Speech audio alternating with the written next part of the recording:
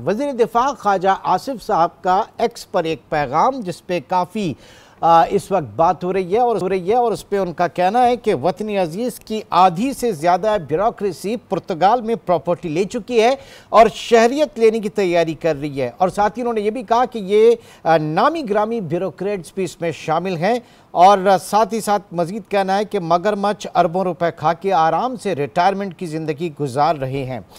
अब बात यह है कि ये जब उनका ट्वीट या उनका एक्स पे ये पैगाम आया, ये एक स्टेटमेंट आया, उसके बाद से इसके ऊपर बड़ी बातें की जा रही हैं कि उन्होंने सिर्फ ये जो रिटायर्ड ब्यूरोक्रेसी है उसकी बात की जा रही है या मौजूदा सिस्टम के अंदर भी इस वक्त जो लोग हैं वो भी इस तरह की जो है वो प्रैक्टिस में मसरूफ़ हैं।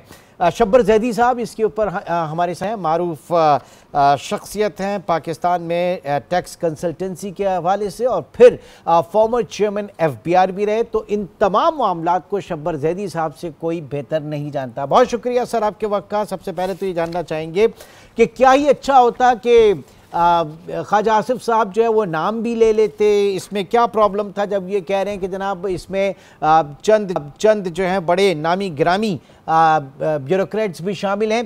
तो क्या ये सिर्फ रिटायर्ड में ही है या फिर मौजूदा सिस्टम में भी इस वक्त आपको नजर आ रहा है? आपने तो बहुत करीब से देखा है पूरे मामले को। बिस्मिल्लाहिर्रहमानिर्रहीम। इमरान सुल्तान साहब, जब मैं चेयरमैन FBR था, आप मेरी पुरानी रिकॉर्डिंग निकाल के दिखाएं। मैंने उस वक्त कहा था कि मेरे तकरीबन 25% अफसरान जो हैं वो कैनेडियन और बाहर वाली नेशनलिटी रखते हैं और रखने की कोशिश कर रहे हैं। ये आप मेरा रिकॉर्ड पर बयान है, आज की बात नहीं है, बिल्कुल है रिकॉर्ड। तो अब ये जो पाकिस्तानी जो हमारे लोग हैं वो बड़ी देर में जागते हैं और ये बात ख्वाजा आसिफ साहब को पता होनी चाहिए कि ये जो स्कीम जिसकी बात कर रहे हैं ये 2023 में इसके ऊपर कुछ पाबंदी लगी थी और उसको ख़त्म किया गया है, कुछ इम्प्रूव किया गया है। पोर्चुगाल में और बाकी जगह में फ़र्क ये है कि पोर्चुगाल वालों ने तो बिल्कुल लूट ही पा दी थी। इसका मतलब पोर्चुगाल वालों ने कहा था कि अगर आप 5 लाख यूरो लेकर आएँ जो तकरीबन 20 करोड़ रुपये पाकिस्तानी बनते हैं और सिर्फ आप 7 दिन पोर्चुगाल में रहें तो आपको पोर्चुगाल की नेशनलिटी मिल जाती है। तो 20 करोड़ तो मेरा इंस्पेक्टर बना लेता है 2-3 महीने में, तो अफसरान तो बड़ी बात है। तो ये कौन सी अनोखी बात है? नहीं, लेकिन पॉइंट यहाँ पे ये है कि क्या कोई सरकारी अफसर दोहरी शहरियत ले सकता है? इसके हवाले से क्या हमारा लॉ क्या कहता है? यार इमरान साहब, आप क्यों इतनी ऐसी अजीब अजीब बातें करते हैं?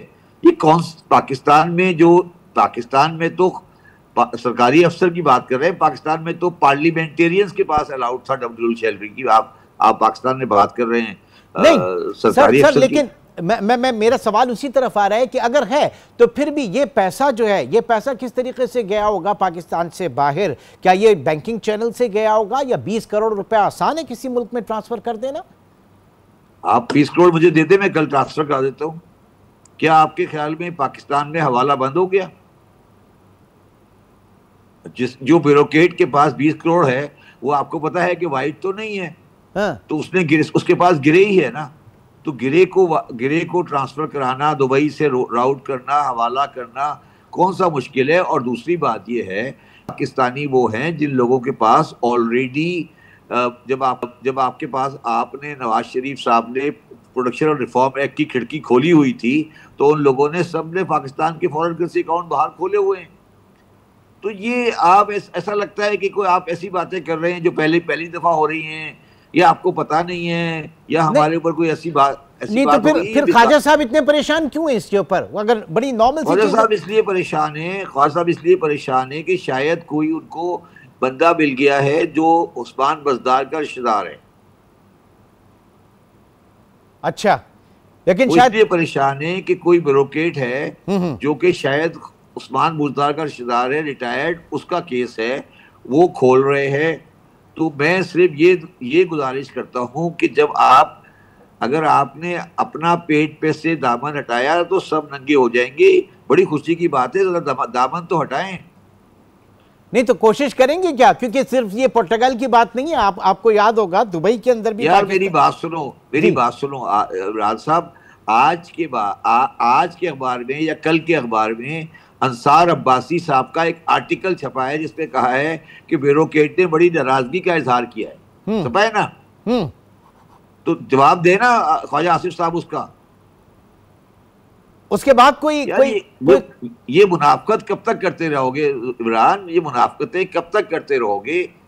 मैं तो पब्लिकली ये सारी बातें बहुत अरसे पहले कर चुका हूँ इस पे। और ये भी बता दूं आपको, ये जो पार्लियामेंटेरियन के खिलाफ ड्यूल नेशनलिटी का लॉ आया है, ये मैंने जाती तौर पर मुशर्रफ से करवाया था। तो क्या हिकमत अमली थी इसके ऊपर? मैंने ये कहा था कि ये आपने क्या मजाक बनाया है कि पाकिस्तान में वजीर आजम अमेरिकन नेशनल होता है।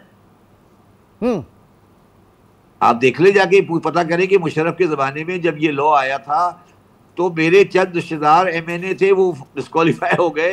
मेरे जानने वाले 2-3 दोस्त थे, उन्होंने उनको बाद में इलेक्शन नहीं लड़ सके। हाँ। तो ये तो भाई ये तो सब पुरानी कहानियां हैं। इसमें क्या ऐसी कौन सी रॉकेट साइंस है जो हमारे वजीर खारजा, वजीर खजाना आजकल हैं, ये ड्यूल नेशनलिटी वाले थे, मुराद अली साहब ड्यूल नेशनलिटी वाले थे। ये आप क्या बातें कर रहे हैं? नहीं, हमारे पास सर ड्यूल नेशनलिटी एक जरा कॉन्सेप्ट क्लियर कीजिएगा, क्योंकि एक तो ये भी कहा जाता है कि जनाब ड्यूल नेशनलिटी, हमारे पास तो वो भी आए थे जो ब्रीफ केस लेकर अमेरिका से आए थे वजीर आजम बनने के लिए। जी तो वो भी आ चुके ना, मोइन कुरैशी साहब। हाँ, हम तो बदकिस्मत मुल्क हैं कि हमारे पास 25 करोड़ का बंदा नहीं मिलता। अमेरिका से मोइन कुरैशी को इम्पोर्ट किया और वापस भेज दिया उनको। हाँ। नहीं लेकिन ये अब जो ये रियलिटी है या नहीं है? नहीं, बिल्कुल रियलिटी है, लेकिन एक स्कूल ऑफ थॉट जो वो ये भी मैं आपको एक और बात बता दूं जो मैंने कई और प्रोग्राम में भी कही है कि इंडिया और चाइना 2 बड़े मुल्क हैं जो ड्यूल नेशनलिटी अलाउ ही नहीं करते। हाँ। तो फिर सर ड्यूल नेशनलिटी ओके ठीक है, लेकिन बात सारी यहां पे है कि जब आप 20 करोड़ आप कह रहे हैं, क्या एक आम FBR में एक आम ऑफिसर जो है उससे ऊपर तो लोग बना ही लेते होंगे, लेकिन वो राउट किस तरीके से हो रहा है? या ख्वाजा साहब ने इतनी हिम्मत कर दी, लेकिन क्या हुकूमत मालूम कर सकती है पुर्तगाल हुकूमत से? क्या इस तरह की इंफॉर्मेशन ली जा सकती है? नहीं, मेरा सवाल ये नहीं है। सवाल ये है कि ख्वाजा साहब उस आदमी का क्या बिगाड़ लेंगे? वो पैसे तो ऑफिशियली उसके पैसे का हिसाब वो दे देगा।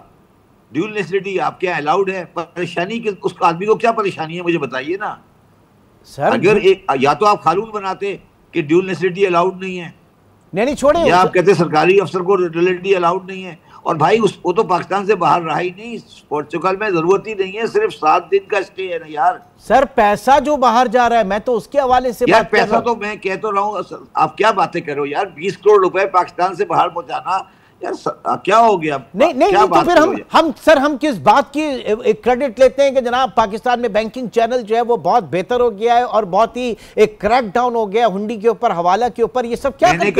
आपने कभी मेरे से सुना है ये क्लैम्प डाउन हो गया है? नेवर। कभी मेरे से सुना है? क्या आप ये कह रहे हो, आप ये मुझे कह रहे हो कि हवाले का धंधा खत्म हो गया? आप ये कह रहे हो मुझे?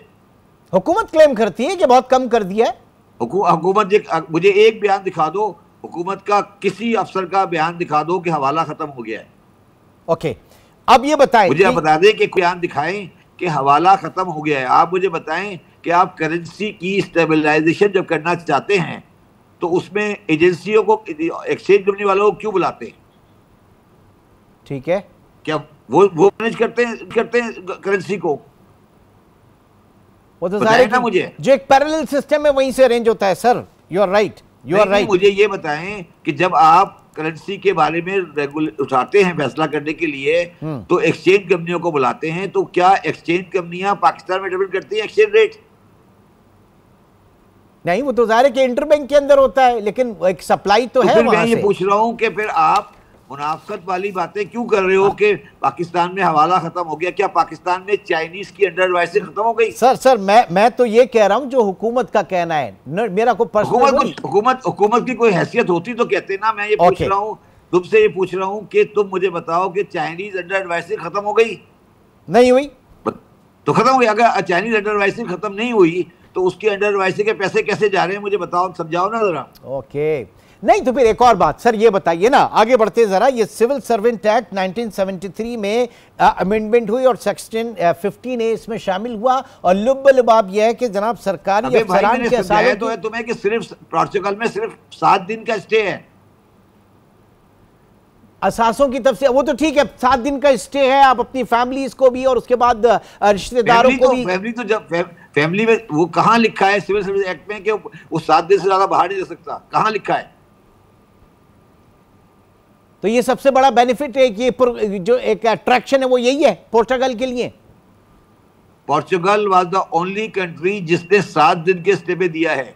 इसी तरह का हंगरी का भी है शायद, और इसी तरह का शायद ग्रीस ने भी शुरू किया था, मगर हंगरी और पोर्चुगल जो हैं वो स्टेज में गलत चले गए थे, इसलिए ईयू ने उससे खत्म कराया है। ओके, अच्छा अब ये बताइएगा सर कि मेरे ख्याल से एक ज़माने में एफबीआर को कोई मेरे ख्याल से 1,52,000 के करीब पाकिस्तानी बैंक अकाउंट्स जो हैं, जो फॉरेन कंट्रीज़ के अंदर हैं, वो दिए गए थे, इंफॉर्मेशन एक्सचेंज हुई थी, आगे कुछ नहीं हुआ, इंफॉर्मेशन आ जाती है लेकिन उसके बाद सब डेडलॉक हो जाता है, क्यों? नहीं देखो, तुम्हारा बड़ा मासूमियत वाला सवाल है। इंफॉर्मेशन आ जाती है, उसके बाद क्या होता है? तुम्हारे ख्याल में क्या होता है? मोहताज हो जाते हैं सब, और क्या? या खुल के क्या हुआ? मैं कह रहा हूं कि शायद वक्ती तौर पे मोहताज हो जाते हो। ये आपका था ना OCCRP, इसके थ्रू आए थे आपके पास दुबई की। नहीं, मैं ये पूछ रहा हूं कि जब इंफॉर्मेशन आती है तो उसमें चलो 1 लाख में से कोई एक केस भी आप आगे ले जाके जीत सकें? मुझे एक केस बताओ जहां पर आपने फॉरेन इंफॉर्मेशन एक्सचेंज के ऊपर एक आदमी को टैक्स किया और जाने के बाद आप सुप्रीम कोर्ट, हाई कोर्ट में जीत गए, आपने उससे पहले सौदा करके काम खत्म कर दिया। बताएं ना, ये रियलिटी है या नहीं है? बताएं। सर रियलिटी तो सिर्फ फिर एक ही है कि पैनामा केस के अंदर नवाज शरीफ को आपने डिस्क्वालीफाई किया, दैट्स द ओनली रियलिटी। तमाम तर इंफॉर्मेशन जितनी भी आपके पास टन्स इंफॉर्मेशन आई, लेकिन सिर्फ एक शख्स जो है उसको सजा दी गई। तो नवाज शरीफ भी तो वापस आ गए ना, क्या हुआ? वो भी वापस आ गए ना, ये तो वो केस भी खत्म हो गया। तो मैं यही तो कह रहा हूं ना कि आपने उस इंफॉर्मेशन को सियासी मकसद के लिए इस्तेमाल किया, उसके बाद वो भी वापस आ गए ना, जब जरूरत पूरी हो गई वो भी डिस्क्वालीफाई खत्म हो गया, इलेक्शन लड़के प्राइम मिनिस्टर वो जीत गए ना, मैंने बन गए। तो सर इस तरह तो फिर क्या, हम क्या ये 1 इंच भी आगे बढ़ेगा ये मुल्क? 1 इंच भी आगे बढ़ेगा अगर इस तरह से चीजें बढ़ रही हैं, इस तरह से करप्शन और इस तरह से रास्ता रोका जा रहा है चीजों का? देखो बात ये नहीं है इमरान, आगे तो बढ़ेगा और इंशाल्लाह बढ़ेगा। ये चीजें जो आप कह रहे हो आपको बड़ी अनहोनी लग रही होंगी, आपको बड़ी परेशान कुन लग रही होंगी। मैं आपसे ये पूछ रहा हूं कि कनाडा की नेशनलिटी जो लेके बैठे हैं हमारे अफसरान, ये कोई नई बात है? क्या आपने ज़िया-उल हक के ज़माने में फोर्स मैगजीन पढ़ा था? जब ज़िया-उल हक के ज़माने में एक फोर्स मैगजीन आया था तो ये कहा था तारीख सामने ले आओ, तुम भी चलाओ 1-2 प्रोग्राम इसके, उस पुराने मैगजीन को निकालो, फिर देखो पाकिस्तान सही होता है या नहीं होता। मसला तो ये ना, तुम भी तारीख को मस्त करके आगे चले हो ना। चले सर, बहुत बहुत शुक्रिया, थैंक यू। चले की बात नहीं है, आप मेरे साथ जब गुफ्तगू करो तो मैं पाकिस्तान में पाकिस्तानी तारीख का तालिब इल्म हूं। मुझे एक वाकया याद है, मैं आपको ऐसी तारीख सुनाऊंगा कि आपके होश उड़ जाएंगे।